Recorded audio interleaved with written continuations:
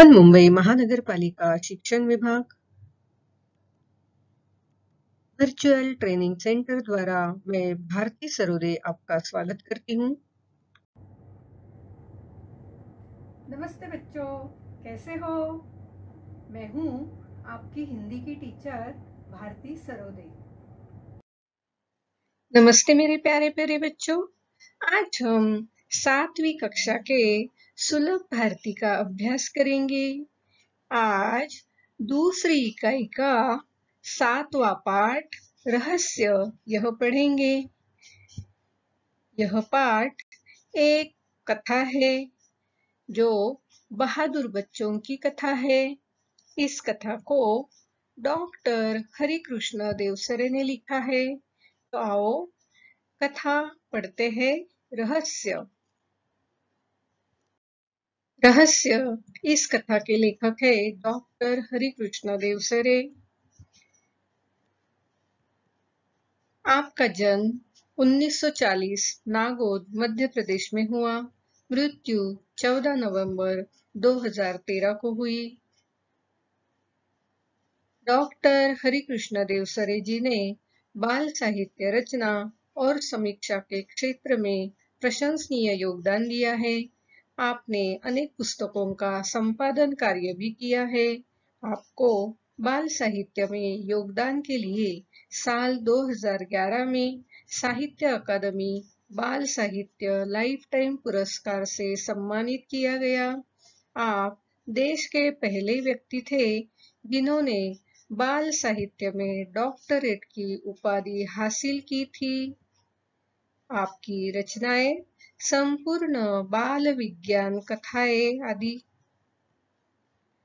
प्रस्तुत कहानी रहस्य के माध्यम से लेखक ने बच्चों को अंधविश्वासों से दूर रहते हुए वैज्ञानिक दृष्टिकोण को अपनाने के लिए प्रेरित किया है। आओ रहस्य यह कहानी पढ़ते हैं। अंधेरी रात थी, चारों ओर सन्नाटा था, हाथ फैलाए न सूझता था। कभी कभी कुत्तों के भौंकने की आवाज सुनाई पड़ती थी। आधी रात बीत चुकी थी। मामा जी के घर से कुछ दूरी पर सामने हवेली थी। हवेली में उजाला था। तो देखो बच्चों, यह मामा जी के घर के सामने एक हवेली थी। अब रात का समय था, अंधेरी रात थी, चारों ओर सन्नाटा था। सन्नाटा यानी नीरव शांति थी। हाथ फैलाए भी न सूझता था। इतना अंधेरा था कि हाथ अगर हवा में फैलाए तो किसी को लग जाता था, दिखाई नहीं देता था। और बीच बीच में सिर्फ कुत्तों के भौंकने की आवाज आती थी। आर्यन खेतों को सरपट पार करता हुआ उस ओर अकेले बढ़ रहा था।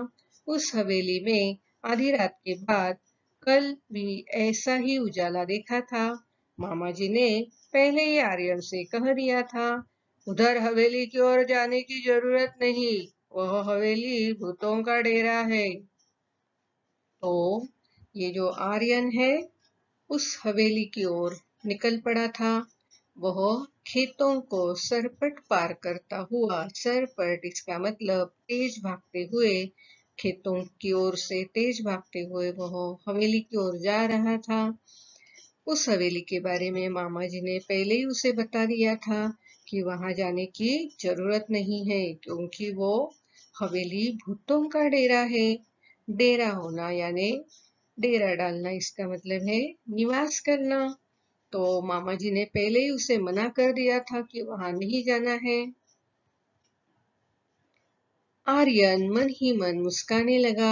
वह जानता था कि भूत वूत कुछ नहीं होते, यह कपोल कल्पना है। कक्षा में विज्ञान के शिक्षक ने वैज्ञानिक दृष्टिकोण अच्छी तरह समझाया था। रहस्य का पता लगाने के लिए उसने मन में ठान लिया था। तो मामा जी की बात सुनकर आर्यन मन ही मन मुस्काने लगा था, क्योंकि उसके जो शिक्षक थे उन्होंने वैज्ञानिक दृष्टिकोण को समझाया था यह भी समझाया था कि इस दुनिया में भूत वूत कुछ नहीं होते, यह तो कपोल कल्पना है। कपोल कल्पना इसका मतलब मन से गढ़ी हुई बात। तो आर्यन जब यहाँ गांव आया और मामा जी ने जैसे ही उसे बताया, तो उस हवेली का रहस्य पता लगाने के लिए उसने मन में ठान लिया था। रहस्य इसका मतलब है गुप्त या भेद की जो बात है उसे उसका पता लगाना। इसके उसने क्या किए है, मन में ठान लिए है। मन में ठान लेना इसका मतलब निश्चय कर लेना।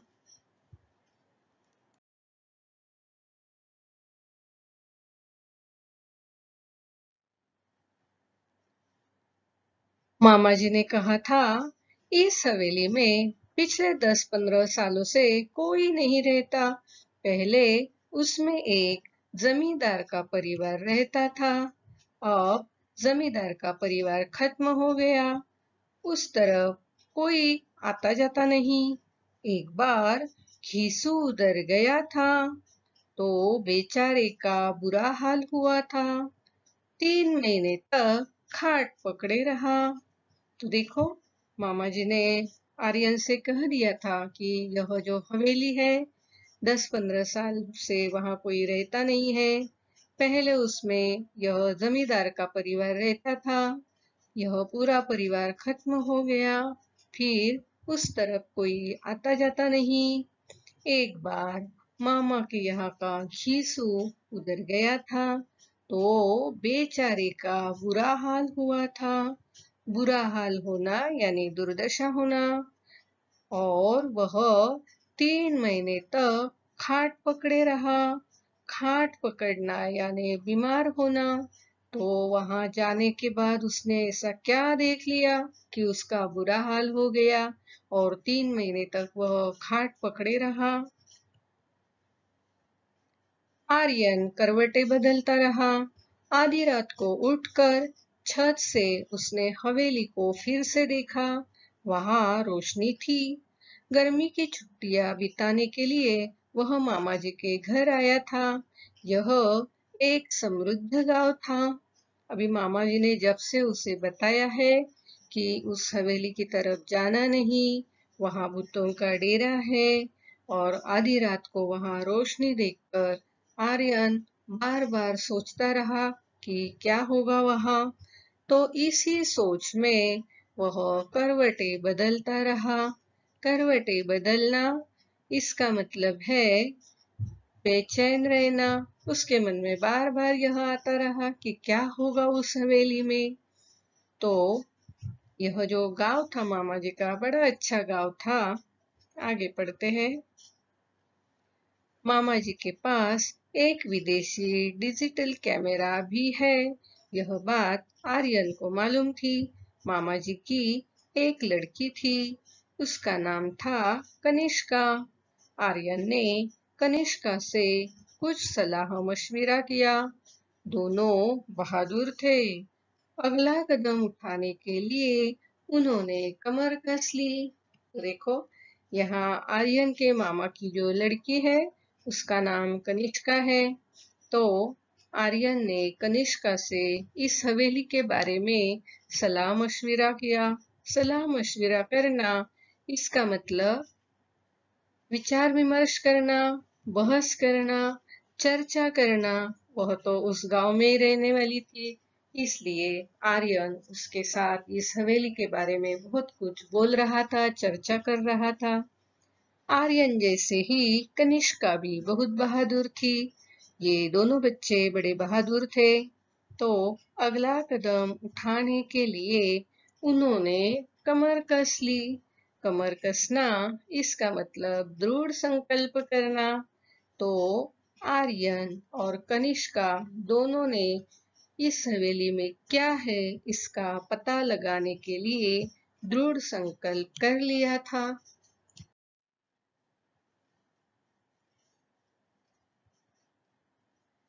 अगली सुबह उसने मामा जी से कैमरा मांग लिया। मामी जी को साथ बैठाकर मामा जी का फोटो लिया। फिर मामा मामी और कनिष्का के भी फोटो खींचे। कनिष्का ने मामा मामी के साथ आर्यन के भी फोटो खींचे। मामा मामी जी बहुत खुश थे। मामा जी ने कैमरे के तारीफ की पुल बनते हुए कहा, रात में मामूली रोशनी में बिना फ्लैश गन के भी यह तस्वीर खींच लेता है। कमाल का लेंस लगा है इसमें। आर्यन ने कैमरा अपने पास रख लिया था। कैमरा पाकर आर्यन और कनिष्का बहुत प्रसन्न थे।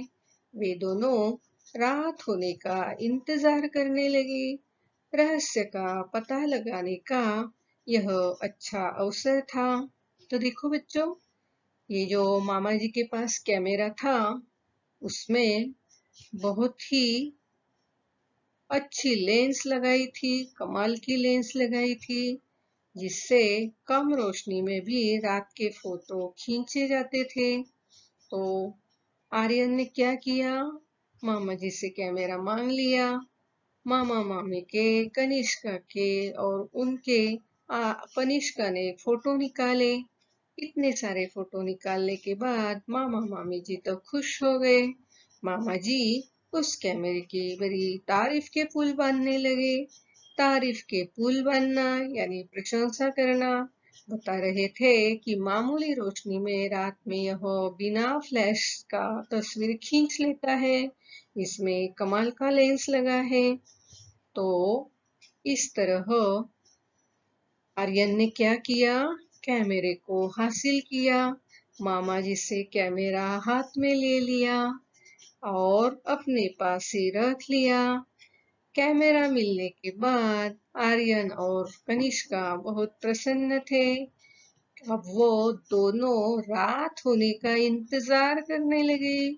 इंतजार करना यानी प्रतीक्षा करना, क्योंकि रात को उन्हें हवेली की ओर जाने का, उस रहस्य का पता लगाने का अच्छा अवसर मिलने वाला था।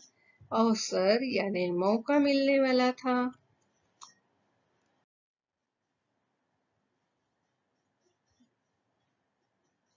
अंधेरा होते ही दोनों घर से निकल पड़े। हवेली सामने थी। अंदर से हंसी और कह-कहों की आवाज सुनाई पड़ रही थी। आर्यन और कनिष्का ने पहले चारों ओर ध्यान से देखे, कहीं कोई खतरा नहीं था। वे दबे पांव हवेली में चले गए। बीचों बीच एक बड़ा कमरा था। उसका दरवाजा अंदर से बंद था। खिड़कियां नीचे से बंद थी, लेकिन ऊपर से खुली थी।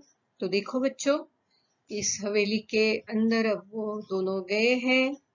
तो उन्होंने क्या सुना, अंदर से हंसी और कह-कहों की आवाज सुनाई पड़ रही थी। और वह अंदर जाते ही पहले उन्होंने चारों ओर ध्यान से देख लिया, कहीं कोई खतरा तो नहीं है। खतरा इसका मतलब कोई धोखा तो नहीं है। फिर वे दबे पांव हवेली में चल लिए। दबे पांव चलना यानी चुपचाप आना। उन्होंने देखा कि उस हवेली में बीचों बीच एक बड़ा कमरा था। बीचों बीच यानी मध्य भाग में एक बड़ा सा कमरा था। उसका दरवाजा अंदर से बंद था। उसकी जो खिड़कियां थी, वह खिड़कियां नीचे से बंद थी, लेकिन ऊपर से खुली थी।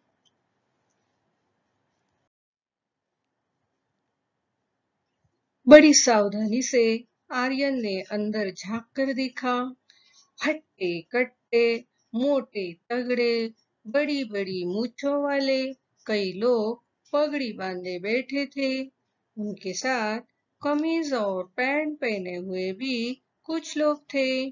उनकी आंखों से आग बरस रही थी। आंखें लाल लाल थी। सारे सबके चेहरे डरावने थे। उस समय वे खाने में मस्त थे। कोई हड्डी चबा रहा था, तो कोई रोटियां तोड़ तोड़ कर मुंह में डाल रहा था। आर्यन ने उन्हें ध्यान से देखा। उनके गले में कारतूसों की पेटी लटक रही थी। बंदूकें और तलवारें भी रखी थी। कुछ लोग लुढ़के हुए पड़े थे। तो इस तरह बहुत ही डरावनी हट्टे कट्टे कारतूसों की पेटी लटके हुए लोग आर्यन ने अंदर देखे तो उन सब की आंखें आग बरस रही थी। आंखें आग बरसना इसका मतलब अत्यधिक क्रोधित होना। तो ये सब लोग कैसे दिख रहे थे? बड़े डरावने दिख रहे थे। लेकिन उस समय वे सब खाना खाने में मस्त थे। उनका दूसरी ओर ध्यान नहीं था। वे खाना खा रहे थे। कोई हड्डी चबा रहा था, कोई रोटियां तोड़कर खा रहा था। तो उनका बाहर इनकी तरफ बिल्कुल ध्यान नहीं गया। और आर्यन ने उन्हें ध्यान से देखा तो कुछ के गले में कारतूसों की पेटी लटक रही थी और उनके आसपास बंदूकें और तलवारें भी रखी थी। कुछ लोग लुढ़के हुए पड़े थे। लुढ़कना इसका मतलब लेटना। कुछ बैठे थे, कुछ लेट गए थे। तो इस तरह अंदर का माहौल उन्होंने देख लिया। आर्यन ने इशारा किया। कनिष्का ने बड़ी सावधानी से कैमरा निकाला। गैस बत्तियों की रोशनी इतनी तेज थी कि बड़ी आसानी से फोटो लिया जा सकता था। बस उसने फटाफट कई फोटो खींचे और वे घर की ओर चल पड़े। अगले दिन सवेरे सवेरे आर्यन ने साइकिल उठाई और नारायणपुर की ओर चल पड़ा। वहां फोटोग्राफर की एक दुकान थी। सभी फोटो तैयार कराकर शाम तक वह लौट आया। कनिष्का ने अपने पिताजी से कहा, आप कहते हैं भूतों के पैर उल्टे होते हैं, उनकी छाया नहीं होती, उनके फोटो नहीं ले सकते। लेकिन कल रात हम भूतों के डेरे पर गए थे। वहां कुछ फोटो लिए हैं। जरा देखिए तो। उन्होंने पिताजी को फोटो दे दिए। देखो बच्चों, यहाँ उस हवेली में जाने के बाद आर्यन ने कनिष्का को इशारा किया जहां से खिड़की खुली थी। वहां कनिष्का ने बड़ी सावधानी से कैमरा निकाला। सावधानी से यानी सजगता से वह कैमरा निकाला। अंदर क्या था? गैस बत्तियों की बहुत रोशनी थी। वह रोशनी इतनी तेज थी कि बड़ी आसानी से फोटो लिया जा सकता था। तो बस उसने क्या किया? फटाफट फटाफट कई फोटो खींच लिए और फोटो खींच के वे अपने घर की ओर चल पड़े।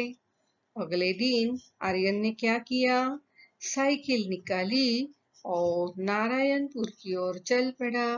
वहां जो फोटोग्राफर की दुकान थी, वहां से सभी फोटो तैयार कराकर वह शाम तक घर लौट आया। तो कनिष्का ने अपने पिताजी से कहा कि जो उसके पिताजी ने उसे पहले ही बताया था, भूतों के पैर उल्टे होते हैं, उनकी छाया नहीं होती है। छाया इसका मतलब परछाई। अगर हम धूप में खड़े रहते हैं तो पीछे या आगे की तरफ हमारी परछाई दिखाई देती है। सुबह और शाम को हमारी परछाई हमसे भी बड़ी बड़ी दिखाई देती है। तो यहाँ भूतों की परछाई नहीं होती, ऐसा कहते हैं लोग। उनके फोटो नहीं ले सकते। तो यह सब बातें झूठ है, यह बताने की कोशिश कनिष्का कर रही है। तो उसने क्या किया? पिताजी को बता दिया कि कल रात हम भूतों के डेरे पर गए थे, वहां फोटो लिए हैं, देखो तो ये फोटो। ऐसा कहकर उसने फोटो पिताजी को दिए। वे परेशान हो उठे। उन्हें ऐसा खतरनाक काम पसंद न था। फोटो देखकर उनकी आंखें खुली की खुली रही। बोले, तो क्या भूत इंसानों जैसे होते हैं? इंसानों जैसे नहीं, इंसान ही भूत है। देखिए ना, इनके पैर सीधे हैं, इनकी छाया भी है और इनका फोटो भी आ गया। असल में भूत भूत की अफवाह है। कोई हवेली की तरफ न जाए, उनका रहस्य न खुले, इसलिए उन्होंने भूत होने की अफवाह फैलाई है। यदि लोगों का आना जाना रहता तो ये लोग वहां अपना क्रियाकलाप कैसे चलाते? फिर कुछ रुक कर बोला, आप मेरे साथ थाने चलेंगे? मुझे इस मामले में बहुत गड़बड़ लगती है। आर्यन ने कहा, तो देखो, मामा जी से जैसे ही उन्होंने फोटो दिखाए तो मामा जी परेशान हो गए, क्योंकि उन्हें ऐसे खतरनाक काम करना पसंद नहीं था। खतरनाक यानी भयानक, जो जान जोखिम में डाल सकते हैं, ऐसे काम करना उन्हें अच्छा नहीं लगता था। तो जब उन्होंने ये सब फोटो देखी तो उनकी आंखें खुली की खुली रह गई। आंखें खुली की खुली रह जाना यानी चकित हो जाना। तो वो क्या बोले, अरे ये तो सब इंसानों जैसे दिखते हैं, क्या भूत इंसानों जैसे होते हैं क्या? तो आर्यन ने उन्हें समझाया कि इंसानों जैसे नहीं, ये इंसान ही भूत बने बैठे हैं, और उन्होंने ही यह अफवाह फैलाई है कि वह हवेली भूत का डेरा है। अफवाह यानी झूठी खबर। तो इस झूठी खबर के कारण क्या हुआ कि गांव का कोई भी आदमी उस हवेली की तरफ नहीं जाता था। अब कोई वहां न आए और उनका रहस्य न खुले, इसीलिए तो उन्होंने यह अफवाह फैलाई थी। रहस्य, इसका मतलब है भेद या गुप्त बात। तो उन्होंने ही यह अफवाह फैलाई थी। अगर यह अफवाह नहीं फैलती तो लोग वहां उस हवेली की ओर जाते, और अगर लोगों का वहां आना जाना रहता तो ये डाकू लोग जो है, ये जो दिखाई देने वाले जो लोग जो है, उनका क्रियाकलाप कैसे चलाते? क्रियाकलाप, इसका मतलब है काम या कर्म। उनका क्या कर्म था? वो जो डकैती करते थे या और कोई बुरे काम करते थे, तो वह काम कैसे कर सकते थे? इसलिए उन्होंने चालाकी से यह अफवाह फैलाई कि यह भूतों का डेरा रहने वाली हवेली है। फिर आर्यन ने मामा जी से पूछा, क्या आप मेरे साथ थाना चलेंगे? तो मुझे इस हवेली के बारे में बहुत गड़बड़ लगती है।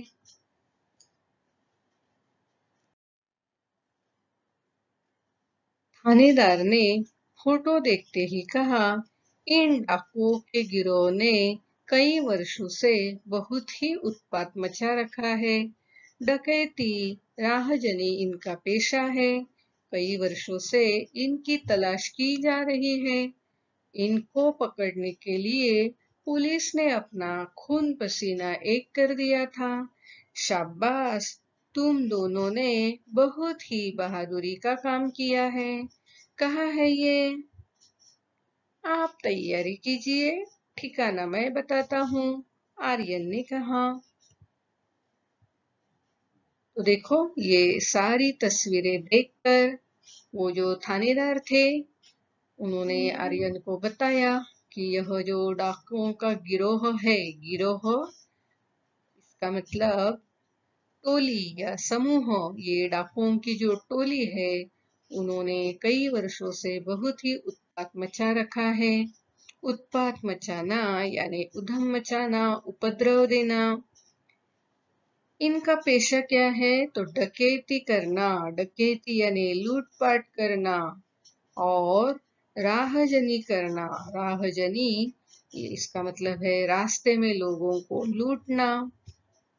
यह तो इनका पेशा है, पेशा यानी धंधा है। कई वर्षों से इनकी तलाश की जा रही है। तलाश करना यानी खोज लेना, खोज करना। इनको पकड़ने के लिए पुलिस ने अपना खून पसीना एक कर दिया था। खून पसीना एक करना, इसका मतलब है कड़ी मेहनत करना। तो पुलिस ने उन्हें क्या किया? शाबाशी दी। शाबाश, तुम दोनों ने बहुत ही बहादुरी का काम किया है। बहादुरी इसका मतलब है वीरता या शूरता का काम किया है। और फिर थानेदार ने पूछा कि कहाँ है ये लोग? तब आर्यन ने उन्हें बताया कि आप तैयारी कीजिए, ठिकाना मैं बताता हूँ। तो आगे भी कहानी पढ़ते हैं। उस रात भूतों के डेरे पर पुलिस ने छापा मारा। दोनों ओर से गोलियां चली। सवेरा होते होते डाकुओं ने हथियार डाल दिए। उनके कुछ साथी मारे गए और कुछ पकड़े गए। गांव वालों ने हवेली में बसे भूतों को देखा तो चकित रह गए। सभी डाकुओं के आतंक से मुक्त हो गए। जिला कलेक्टर ने आर्यन और कनिष्का की बहादुरी के कारण उनके नाम राष्ट्रपति कार्यालय को भिजवा दिए। आने वाले गणतंत्र दिवस पर महामहिम राष्ट्रपति के हाथों उनको वीरता पुरस्कार से सम्मानित किया जाने वाला है। तो देखो बच्चों, यहाँ पुलिस को बताने के बाद पुलिस ने उनको पकड़ने की सारी तैयारी कर ली। वे गोला बारूद या बंदूकों के साथ बहुत सारे पुलिस इकट्ठा उस भूतों के डेरे पर यानी हवेली की ओर गए। उन्होंने छापा मारा तो दोनों ओर से गोलियां चली। दोनों ओर से इसका मतलब है पुलिस की ओर से और वो डाकुओं की ओर से भी गोलियां चली। और सवेरे होते होते डाकुओं ने हथियार डाल दिए। हथियार डाल देना इसका मतलब है आत्मसमर्पण करना। वो पुलिस को शरण आ गए। उनके कुछ साथी मारे गए थे, कुछ पकड़े गए थे। सभी गांव वाले यह तमाशा देख रहे थे। उन्होंने इन भूतों को देखा तो वो चकित रह गए। सभी डाकुओं के आतंक से गांव वाले मुक्त हो गए। आतंक यानी दहशत या भय से मुक्त हो गए। और ये जो आर्यन और कनिष्का है, इनकी बहादुरी के कारण उनके नाम उस इंस्पेक्टर ने, जिला कलेक्टर ने राष्ट्रपति कार्यालय भिजवा दिए। तो आने वाला जो गणतंत्र दिवस है, 26 जनवरी का जो दिवस है, उस दिवस पर महामहिम राष्ट्रपति के हाथों उनको वीरता पुरस्कार से सम्मानित किया जाने वाला है। महामहिम इसका मतलब है जिसकी महिमा अधिक हो। तो राष्ट्रपति हमारे देश के सर्वोच्च पहले नागरिक होते हैं। तो वह सबसे बड़े होते हैं। उनके हाथों यह वीरता पुरस्कार दिया जाने वाला है। पुरस्कार यानी इनाम या उपहार। बच्चों को वीरता पुरस्कार कब और क्यों दिया जाने लगा, इसके बारे में जानकारी लेते हैं। 2 अक्टूबर 1957 में 14 साल की उम्र के बालक हरीश मेहरा ने अपनी जान की परवाह किए बगैर पंडित नेहरू और तमाम दूसरे गणमान्य नागरिकों को एक बड़े हादसे से बचाया था। उस दिन पंडित नेहरू, इंदिरा गांधी, जगजीवन राम आदि रामलीला मैदान में चल रही रामलीला देख रहे थे कि अचानक उस शामियाने के ऊपर आग की लपटें फैलने लगी। जहां ये हस्तियां बैठी थी, हरीश वहां वॉलेंटियर की ड्यूटी निभा रहे थे। वे फौरन 20 फुट ऊंचे खंबे के सहारे वहां चढ़े तथा अपने स्काउट के चाकू से उस बिजली की तार को काट डाला जिधर से आग फैल रही थी। यह कार्य करने में हरीश के दोनों हाथ बुरी तरह झुलस गए थे। एक बालक के इस साहस से नेहरू अत्यधिक प्रभावित हुए और उन्होंने अखिल भारतीय स्तर पर ऐसे बहादुर बच्चों को सम्मानित करने के निर्णय लिया। सबसे पहला पुरस्कार हरिश्चंद्र मेहरा को प्रदान किया गया। तो देखो बच्चों, 1957 से यह वीरता पुरस्कार देने की रीत हो। आइए जानते हैं वीरता पुरस्कार किन बच्चों को दिए जाते हैं। अपनी जान की परवाह किए बगैर किसी आपत्ति में लोगों की जान बचाने के लिए साहस दिखाने वाले बच्चों को वीरता पुरस्कार दिया जाता है। राष्ट्रीय वीरता पुरस्कार भारत में हर वर्ष 26 जनवरी की पूर्व संध्या पर बहादुर बच्चों को दिए जाते हैं। भारतीय बाल कल्याण परिषद ने 1957 में ये पुरस्कार शुरू किए थे। पुरस्कार के रूप में एक पदक, प्रमाण पत्र और नगद राशि दी जाती है। सभी बच्चों को विद्यालय की पढ़ाई पूरी करने तक वित्तीय सहायता भी दी जाती है। 1957 में पुरस्कार शुरू होने के बाद से भारतीय बाल कल्याण परिषद 871 बहादुर बच्चों को पुरस्कार प्रदान कर चुकी है, जिनमें 618 लड़के और 253 लड़कियां शामिल हैं।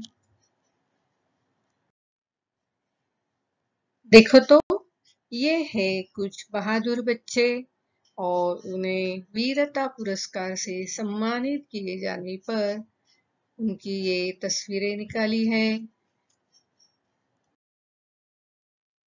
स्वाध्याय। प्रश्न पहला, रिक्त स्थानों की पूर्ति करो। 1. चारों ओर डैश था। 2. उधर डैश की ओर जाने की जरूरत नहीं है। 3. डैश का पता लगाने के लिए उसने मन में ठान ली। 4. आर्यन ने कनिष्का से कुछ डैश किया। 5. डैश पाकर आर्यन और कनिष्का बहुत प्रसन्न थे। 6. उन्हें ऐसा डैश काम पसंद न था। 7. तुम दोनों ने बहुत ही डैश का काम किया है।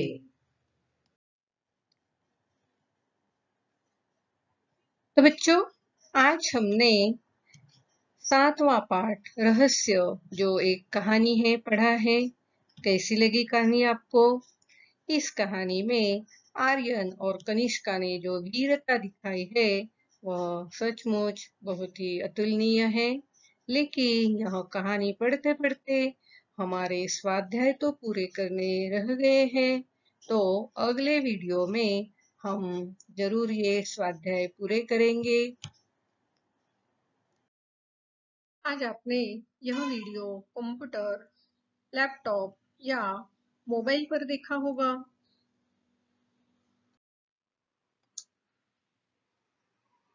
वीडियो के नीचे आपको इस तरह का एरो दिखाई देगा।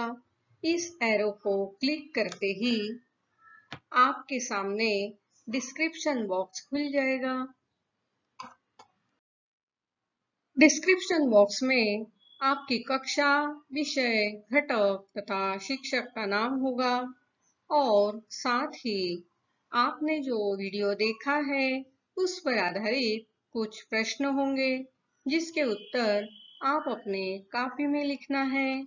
और हाँ, साथ में ही एक गूगल लिंक दी गई है। इस लिंक को क्लिक करके जो फॉर्म आएगा उसे आपको भरना है।